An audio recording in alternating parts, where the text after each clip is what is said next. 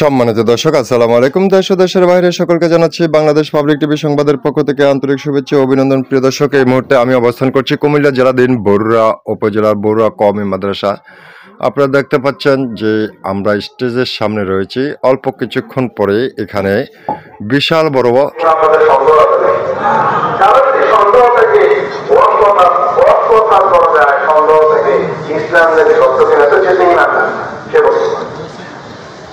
ইসলাম সত্য ধর্ম বললে হবে না, ইসলামই একমাত্র সত্য ধর্ম। ইসলাম ছাড়া ধর্মাদের দুনিয়াতে যা আছে সবগুলা বাতিল, বিকৃত এবং মিথ্যা। এখন এগুলো হবে, এগুলো ব্যক্ত হবে। এই কথা যদি কেউ মনে করে যে প্রত্যেকে ইসলাম ধর্মের ভ্যাকেন্সি সব ওই ধর্মকে বই করতে পারে, সে পরকালে মুক্তি পেয়ে দেব, সে তোমরা আছে মুসলমান না। নাজাত পাইতে হইলে, পরকালীন নাজাত পাইতে হইলে, জান্নাত লাভ করতে হইলে, জাহান্নাম থেকে বাঁচতে হইলে নবী মুহাম্মদ রাসূলুল্লাহ সাল্লাল্লাহু আলাইহি ওয়াসাল্লামের হাদিস ও দ্বীন তার উপরে মানায় না, তার শরীর এই কোরআনকে মানতে হবে। কথা বুঝতেছেন? হিসাবে আমার ছেলেমেয়েরা, এরপরে ছেলেমেয়েরা, এরপরে কিয়ামত পর্যন্ত আমাদের ভবিষ্যৎ প্রজন্ম যারা আসলে আমাদের সবচেয়ে বড় সম্পদ, আমাদের সন্তান, আমাদের ভবিষ্যৎ সন্তান সম্পদ, এরাও ইসলামকে পরিপূর্ণরূপে মানে। আমরা সবাই চান কি চান না? আল্লাহ আপনি কবুল করবেন। কারা কারা চান হাত তোলা? নারায়ে তাকবীর। কিয়ামত পর্যন্ত ইসলাম থাকবে অবশ্যই। আরেকটা হচ্ছে কি, না তেমন পাইলাম না, অশান্তিও হইল না, তত মাটি হয়ে গেলেন গিয়ে সাজলো না, না মাটি তো হইতো না, শূন্য না, হয়তো সেখানে মানে নেয়ামত পাইবেন বেহেশত, না শাস্তি দুজক। তো দুজক থেকে বাঁচার একমাত্র উপায়, জান্নাত লাভ করার একমাত্র উপায় ঈমান। কি বলেন? কি বলেন? ঈমান।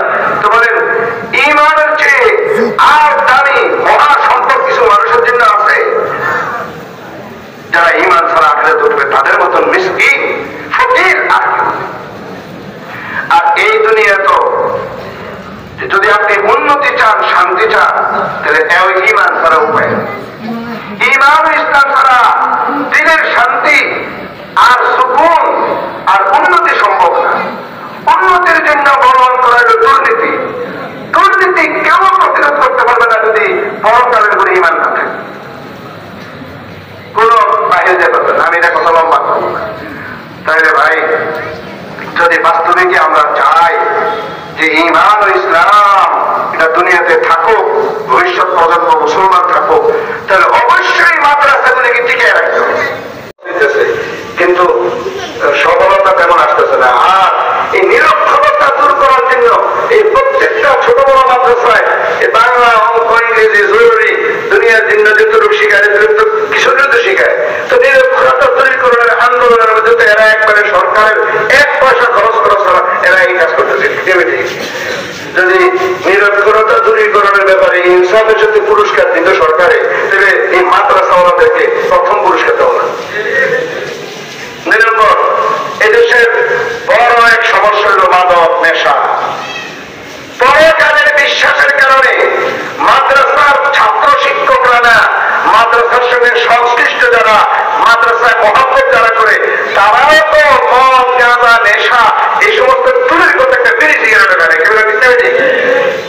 মাদ্রাসাকে, মাদ্রাসার ছাত্র শিক্ষকদেরকে মাদ্রাসার সাথে সম্পৃক্ত এই দাওয়াতের আপনারা বলেন ভিক্ষা, কিনা থাকলেই বলেন ও আমার ভাইয়েরা, এই দাওয়ার করোনা মাদ্রাসা, এই দাওয়ার করোনা মাদ্রাসা সেই আদর্শ শোনার মানুষ করা, দ্বীন ও ঈমান হেফাজত করা, ইসলামকে রক্ষা করা, কারি হাফেজ আলেম বা আমল তৈরি করার, দ্বীনের দায়ী মুবাদের তৈরি করার অন্যতম এক মার্কার, অন্যতম এক প্রতিষ্ঠান।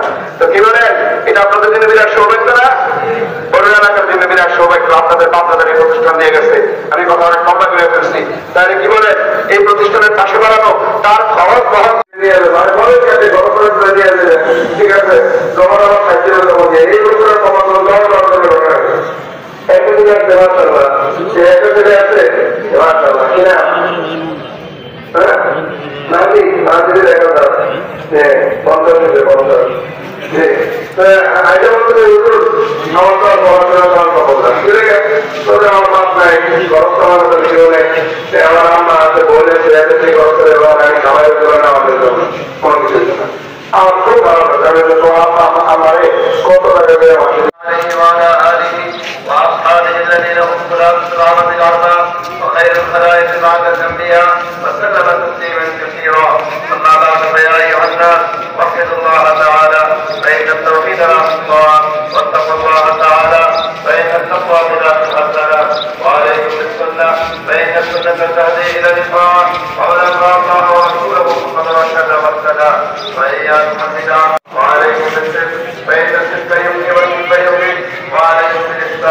فإن الله يحب المحسنين ولا تحب الدنيا فتكون من الخاسرين ولا تقنطوا من رحمة الله فإن الله أرحم الراحمين